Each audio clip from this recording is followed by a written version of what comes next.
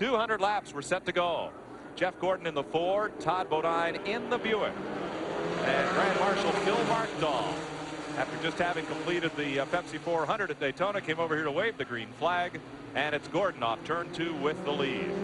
Bodine drops right in line. Labonte is with him in third. Nemechek fourth. Tom Peck fifth. That car up on the outside to the right of your screen is Robert Presley, digging hard and battling Ricky Craven for sixth. Presley fighting hard on the outside. Now Todd Bodine with a challenge from Bobby Labonte down low, and Labonte will take over the second spot. Excuse me, Mike, they're going to be fighting for that inside line. That thing is really critical getting around here quick today. Ford, Chevrolet, and Buick, the front three. There's that second place battle behind the leader, Jeff Gordon. Chuck Bound battling side by side as well, back at about 8th place with Presley, who has slid back a bit in the field. That outside groove just isn't worked in well enough for he or Butch Miller, both trying the outside. No, these drivers all day long are going to really have to discipline themselves. They have a one-tire rule. You put one tire on each position, which is 4 tires. You have to discipline yourself and not burn the tires up as hot as the track is. They've tried that rule in NASCAR's modified division, the Winston Modified Tour, and I like it. You get the 4 tires on the car. You get 4 tires, 1 for each corner in your pit, and that's all you get. I liked it because I just bought 8 tires when we got here. Spoken like a true car owner. Watching Jimmy Spencer, they're pulling up on Tracy Leslie.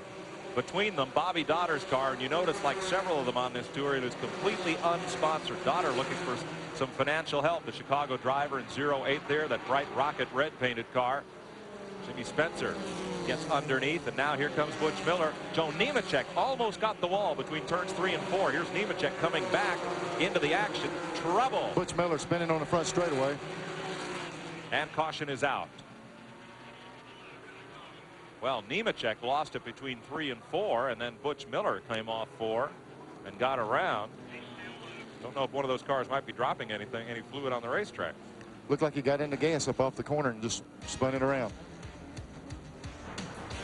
7 laps complete at Volusia County Speedway. TNN's live coverage on Independence Day continues after this. We went back to green flag racing briefly, only for a lap before Tracy Leslie spun at turn 2. We're going to go green again this time by. There's a look at how the top 10 are running. Tommy Houston makes a very brief pit stop, and Glenn, I don't think they had time to do much. We'll check back down there in a moment. Here's a look at what happened to Butch Miller to bring out that caution flag at lap 7. Right side of your screen is Miller's car. Coming up off the corner, it gets loose. Back end comes around on the car, and he loops it down the front straightaway. That was the first of the cautions. Here we are back green. After Tracy Leslie's spin, we go back to green at lap 13. And there's Miller, a lap down, 75 Food Country car. Todd Bodine getting past. So the 3 leaders get a little bit of a cushion here with the lap car of Butch Miller, though he is back up to race speed. Tom Peck just behind, having a good early run here in the 4th spot, and Ricky Craven in 5th. Craven crunched that car up pretty good. There was Butch Miller trying to get a lap back, trying to get up there to 10. He got into Todd Bodine coming off 4th turn. And there's Bodine and Tom Peck going at it. Yeah, and that outside lane is hard to work out there. They got him outside, and they'll probably see a few cars get by him. That'll be for 3rd place. And if Todd hangs on that outside, the 4 biscuits underneath that car are going to get burned. And now Chuck Bound was out there with them as they've now got Butch Miller down to the inside. Watching from Bound's car, that's Ricky Craven just ahead. He and Todd Bodine side by side. And toe-to-toe there for a moment. Now Chuck's underneath, and he's not going to let Todd back in line. Ooh, yes he does. Just made his way back in line here. That's what you have to do on these short tracks. You open the door, you got to close in a hurry or someone's right under you. Not sure if we still have the back bumper shot off Chuck Bound's car. Steve Grissom just kind of channel locked his back bumper there as they went into the corner. Nope, still working. There we go, it's working. Yep. And he's still nipping away at it too. That's right. Looks like a peaceful shot there as that guy gets that nose up under the back of that car. And here he comes. He gets the nose in the shade of that back bumper. He's really doing something. Yeah, he's actually up under the other car. Yep, that's Steve Grissom following Chuck Bound down into turn number 1. I'd like to have that coming at you at about 120 miles an hour here. They're running for 6th and 7th place. Robert Presley right behind him, then Joe Nemechek, Jimmy Spencer, Jeff and Ward Burton, Bobby Dotter, and Kenny Wallace. That's just about as close as you'd ever want to see that car.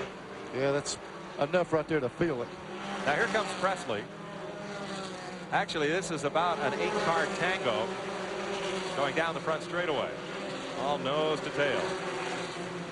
Boy, nobody stepped out of line. You know, anybody that's been out's been trapped out there. And they say that this racetrack, you used to could pass on the outside. I haven't seen anybody try it yet. No. Yeah, they've been passing, but they've been passing, waving goodbye, going backwards. But, Mike, you know, the track, they did a lot of work on the possibility during the course of this day they can work that outside lane back in. That big patch there is the thing that keeps them from getting out there. Grissom and Bound together, and Robert Presley wanted a bit of Grissom's car on the inside, and there's Kenny Wallace in the pits and the hood up. He's pulled that car actually behind the wall. Were there one? Glenn Jarrett will be there in a minute. This could be a crushing blow to the point standing leader.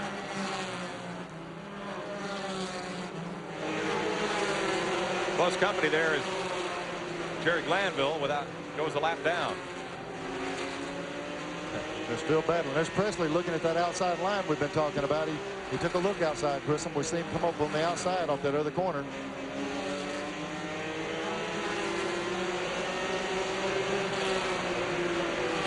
Look how the nose of that car drops. Now it just lifts a bit as you get on the throttle again. Yeah, hard acceleration off these corners. Really lays the right front down. Let's check with Glenn down in the Kenny Wallace pit. Well, Mike, I came running down here to the end of pit road where they pitted, and now they pushed the car back some. Evidently, they're just trying to get it out of the way. There is a problem. Something with the coil, something in the electrical system. I can see Steve Bird trying to working on the electrical system of the car. So evidently, that's the problem. We'll get an update on this here shortly and confirm it and be right back with you. That's the trouble with that's the trouble trying to say it. Black box electronics. They work or they don't. In this case, they don't. Jeff Gordon has checked out on Bobby Labonte and the rest of this field. He holds perhaps a 4-second lead on Labonte and the rest of the field a bit further back. But now we've seen this movie before, and it doesn't always have a happy ending.